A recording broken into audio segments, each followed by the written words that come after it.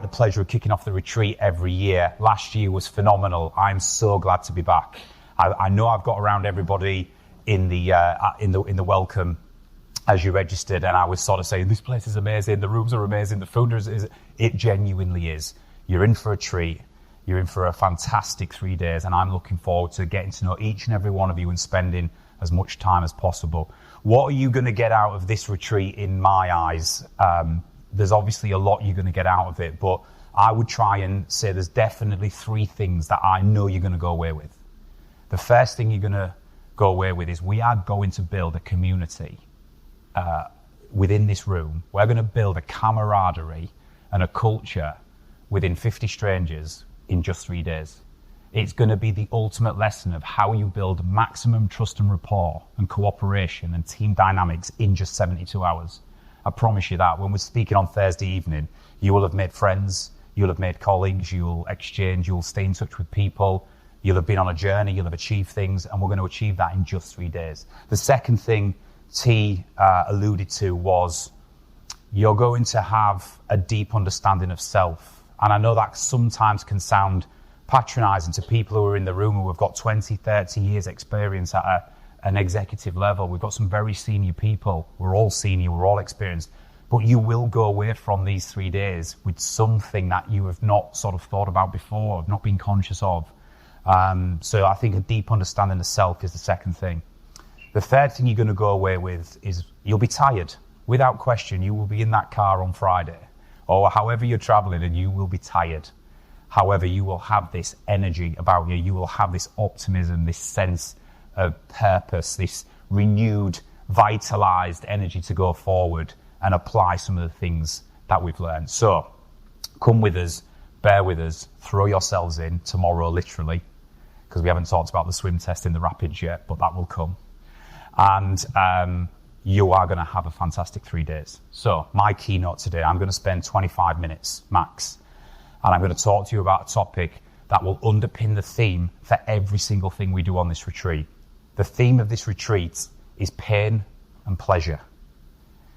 Now, you might be sat there thinking, have I signed up for the wrong conference, right? Pain and pleasure. It's important to understand what I mean. I'm going to start off with this quote here. The reason that is the theme is because psychological instability is fueling leadership instability. We are experiencing psychological instability generally in the world that we live in, and our scales have tipped, and we are no longer possessing the ability to endure pain and discomfort as much as we are seeking pleasure and reward. And we've always been built to do the two. We've always evolved as a result, as a species, have been very good at enduring pain, discomfort, and suffering and challenge in equal measure as seeking pleasure and reward. And if you think about this, when I say it's fueling leadership instability, if you go on your social media now and you pull up LinkedIn or Twitter or Instagram or Facebook or anything around leadership curriculum or memes or quotes, you will read things like, great leaders empower others. Incorrect. Great leaders know when to empower and where to disempower. You will read things like, great leaders are supportive leaders. Incorrect. Great leaders are supportive leaders, but they also know when to be assertive. One of my favorite ones I read, I think just yesterday, which I was planning for this, and then I just go off on a tangent and I just freestyle it, but it said, great leaders hire people and get out of their way. Have you ever read anything like that? They hire people and get out of their way. Rubbish. Great leaders hire people and are fully invested in their development and success. They're fully invested in their development and success. And an old military one from my perspective, great leaders serve their people. Incorrect. Great people know when to serve their people, but they also know when to command service. And I think that we're losing the balance. We're losing the balance of what high performance is, what great leadership is, what galvanizes groups of people together to go forward in any endeavor and succeed. So psychological stability, balancing our scales of being able to endure a bit of pressure, endure a little bit of discomfort at times, as well as seeking pleasure, fulfillment, and reward, is the way forward. And boy, are we going to test that over the next 3 days in a good way.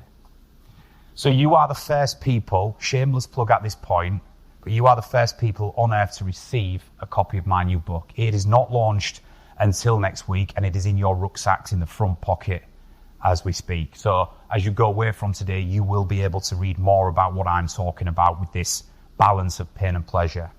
I'm going to share a couple of things this morning from the book that I think will start us off on the front foot as we go forward with this retreat.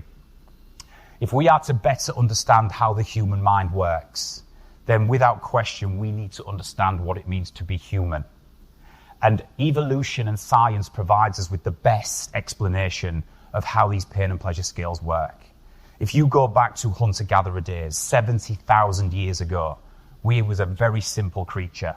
We were somewhere in the middle of the food chain, foraging the earth, and your brain had 3 core functions, only 3 core functions every day. Number 1, survival.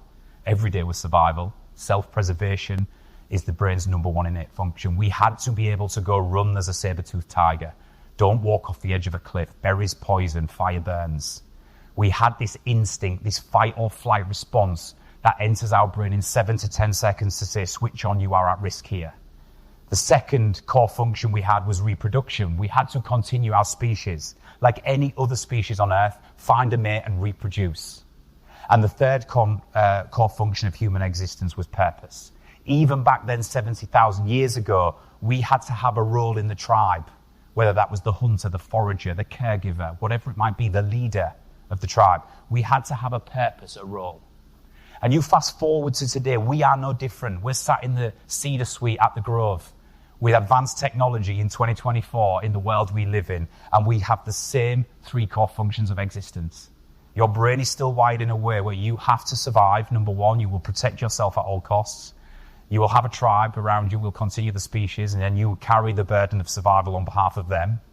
And whilst we're here, we have to have a purpose, a role, a sense of belonging. And if these 3 things are met, our psychological stability is pretty good, because we have to endure pain and discomfort and uncertainty, survival, and we have to move towards pleasure and reward and fulfillment, purpose.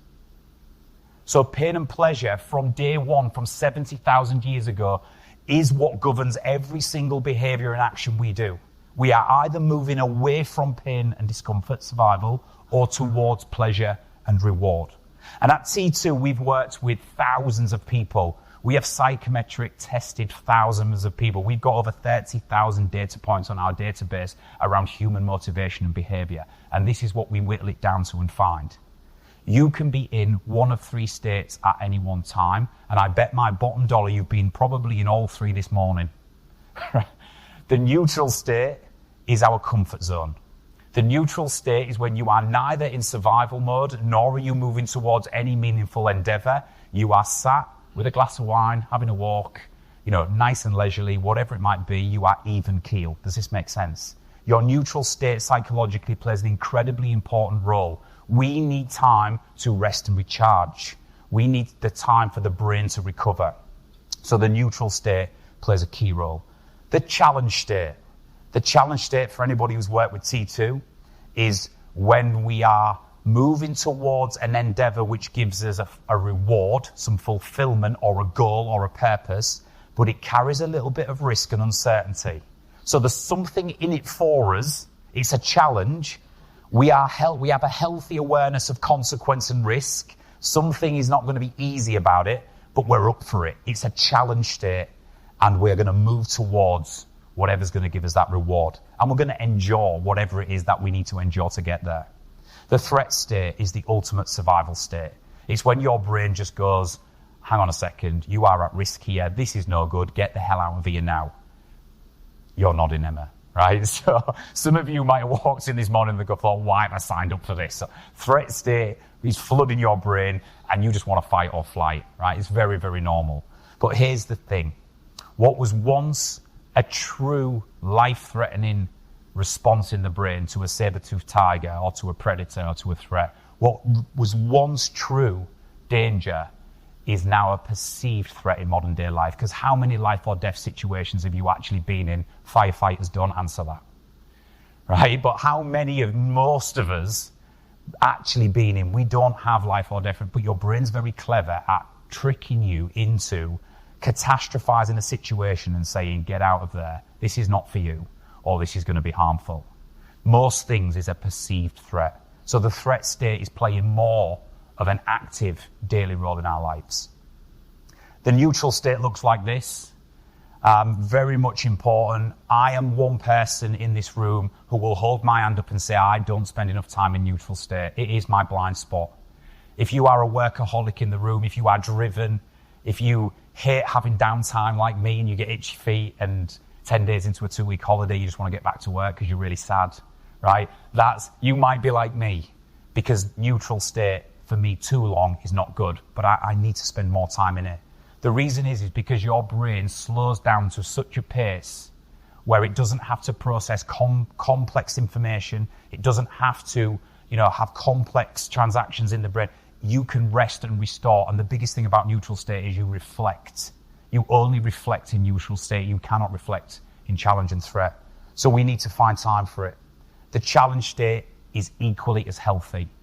If all you do and you're in the room and you're the opposite and you don't push yourself into challenge state enough, in fact, this is probably the biggest thing you've done in a long time and it's already out your comfort zone, then trust me, these 3 days are an amazing thing for you, because you will be pushed in a challenge state, which ultimately is going to raise your resilience threshold and help you to endure a little bit of pain and discomfort more than you once did. And the reason why pushing into challenge is important is because if we do that enough, when you are in a true threat state, you will have more resilience and be able to deal with it than you once did. Not this threat state, by the way, because if I'm in this situation, I'm screaming, right? I'm screaming and swimming as fast as I can. But pushing into challenge helps you be more resilient with threat. Avoiding challenge only catastrophizes the situation in threat. And neutral state is so important between the two to be able to rest and recharge and go again. So modern day motivation. I chose this image on purpose because your brain is doing this every nanosecond of every day. It is exploding with brain chemicals, neurotransmitters, so often that it is tiresome. Go back to hunter-gatherer days. We have two main chemicals that I'm going to talk to you about. They're actually neuromodulators, but let's simplify. It's a chemical that floods the brain to make you do a certain thing. It was a simple equation 70,000 years ago. You had dopamine and you had cortisol and adrenaline. Dopamine floods your brain when you have the desire and motivation to go and achieve something. Dopamine is your reward chemical, but it actually drives the motivation behind what you do. You cannot be in a challenge state unless you've got dopamine flooding through your brain. Dopamine is a feel-good chemical. You then take on the challenge, and trust me, on Friday, you will go home and you will be so glad you did this, and you'll feel proud of yourself because dopamine will be flooding your brain because you've pushed into challenge state. Cortisol and adrenaline is your fight or flight. That's the one that floods when it goes, switch on, this is a risk, right? So for years ago, you would get up in the morning as a hunter-gatherer and you would say, I need to go and find food for my tribe. Dopamine would enter the brain. It would say, you need to go because it's key to our survival, but think about the reward at the end of it. You would set off on your endeavor with dopamine in your system. You would go and try and find your catch of the day. Halfway through the endeavor, you see a predator on the horizon. Cortisol floods the brain. Your eyes tunnel. Your hand-eye coordination reduces. Your heart rate increases and you switch onto the predator, threat state. What am I going to do? Am I going to fight or am I going to flight? You deal with the predator. The cortisol subsides. You carry on with your endeavor. You get your catch. Dopamine floods the brain as a reward. You go back to the campfire at the end of the day and you sit with your family and your tribe and you enjoy the meal that you have earned, back in a neutral state, recharging the batteries, ready for the next day. That's how we've evolved. Fast forward to today. Our dopamine systems are under attack. I talk about this in the book. There is scientific evidence emerging that we are operating with depleted dopamine systems, because we live in a world now where it's not just the motivation of going and finding food that releases dopamine. We release dopamine when we eat chocolate.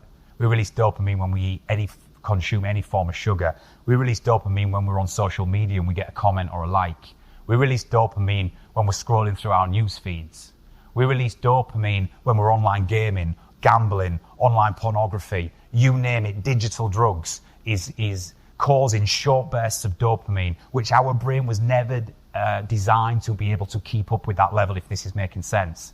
So we're constantly operating with depletion, which is leading to, when we do achieve something, or when we do go on an endeavor, we don't feel the same buzz that we should, because we haven't physically got the amount of dopamine in our brain to be able to do that. You combine that with the fact that if we are continuously doing the same things that I just mentioned, that you can release cortisol, because everything in the news will release cortisol now, isn't it? We've got cost of living crisis. World War III is on the horizon. Sugar's bad for you. Carbs is bad for you. Gluten's bad for you.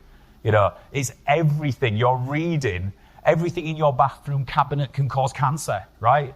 You see it all the time, so you're releasing cortisol. So the scales are tipping because we're reducing the dopamine system to enjoy pleasure, but we're increasing the amount of cortisol we release, even though it's only a perceived threat. I'm talking to the younger generations at the minute about this. I think I've got 3 children. We've got an amazing opportunity to get to Generation Z, Alpha and Beta, and talk to them about balancing the scales. Talk to them about how we can be more aware of this, because modern day motivation is doing that to the brain every single day.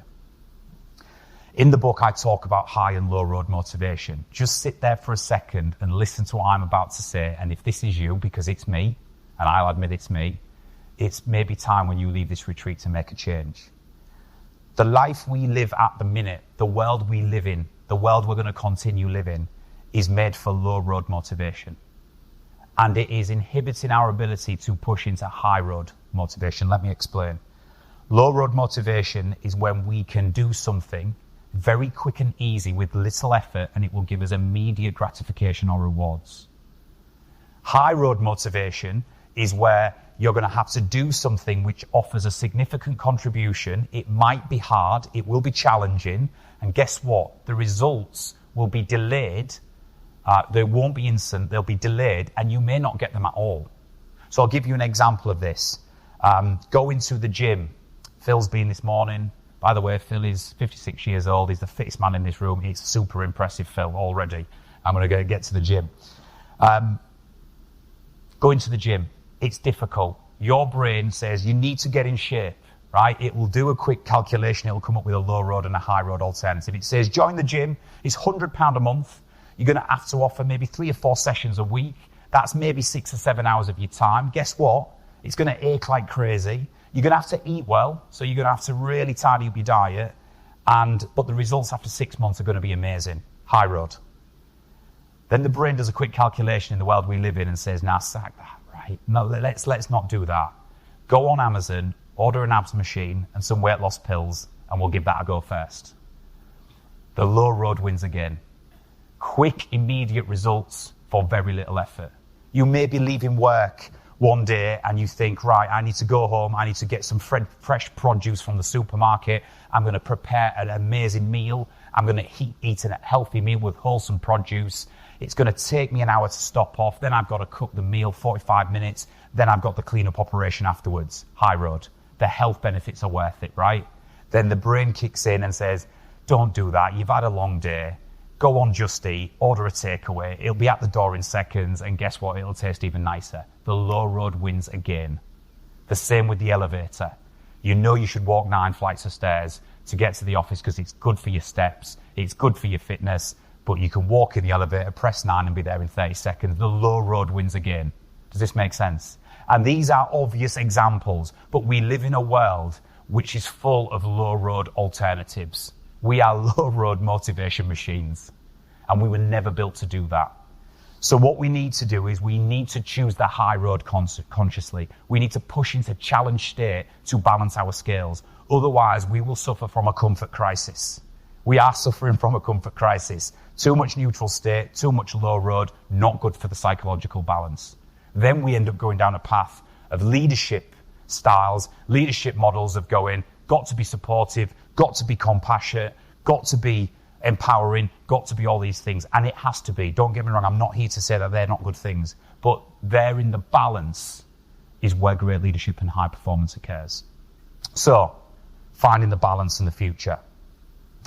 I think it is our duty as parents, as leaders, as people who are trying to guide the next generation of people through, to understand what I'm talking about this morning.